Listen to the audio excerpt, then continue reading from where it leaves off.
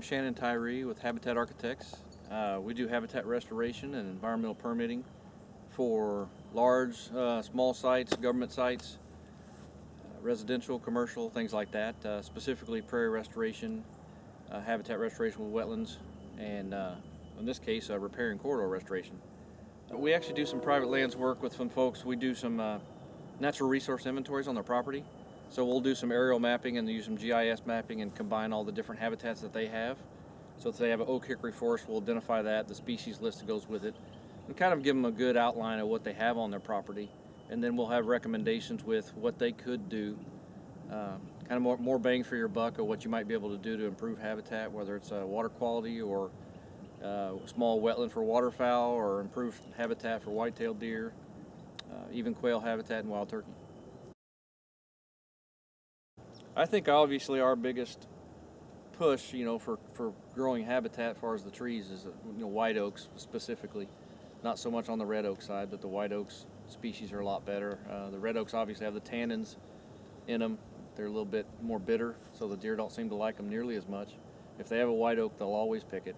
And I think there's even been some studies done, I know in Missouri, where you could stack a pile of corn and they'll pick acorns over that anytime. So that's their number one food crop in October and November. And so if that's what they want, that's what you should give them. So it's pretty easy. Two of the biggest problems that we have on at least the Kansas-Missouri borders, and in Missouri specifically, we have the eastern red cedar really encroaches, and sometimes on the glade areas and understories and fringe areas, old pastures, and they get taken over. And basically, great place for deer to bed down, but you don't want too much of it. Generally, will dominate the site, and you could have 30 acres. It's solid cedars, and you may have a couple deer in there, but there's not a lot for them to eat. So we found that we'll manage those, do a prescribed burn, and take those out and get it back to a more native habitat.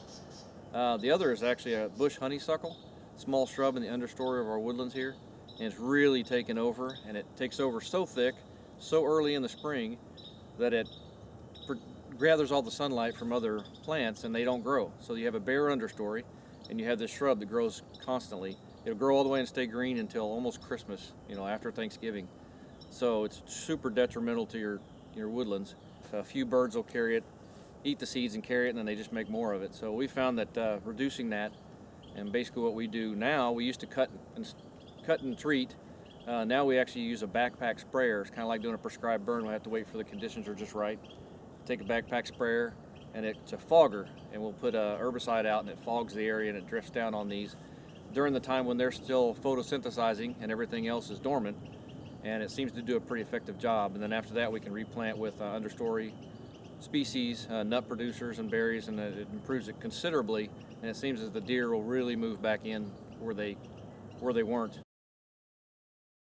We get all of our trees, our native trees, from a Forest Keeling nursery in Ellsbury, Missouri, and they're one of the few nurseries that specialize in native trees in our area. Some of the smaller nurseries around, you can probably pick up some native species, but when you want to get into things like pecan or any kind of the hickories at all, they grow so slow, they don't make any money.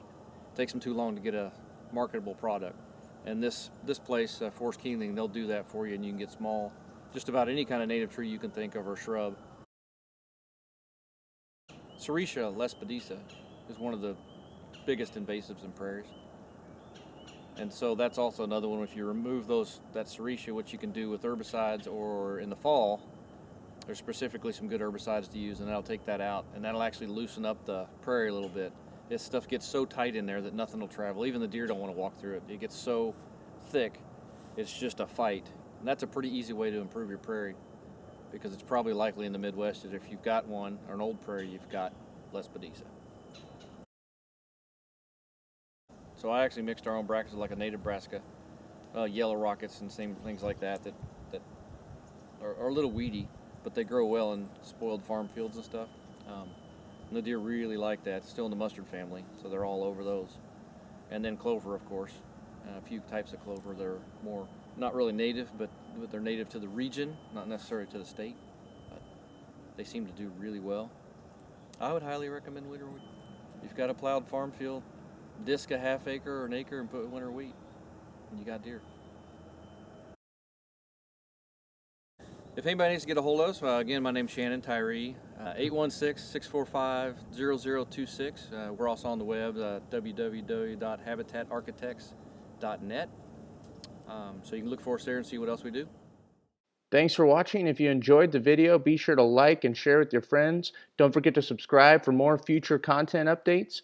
And also check out our social media accounts, which can be found in the description below.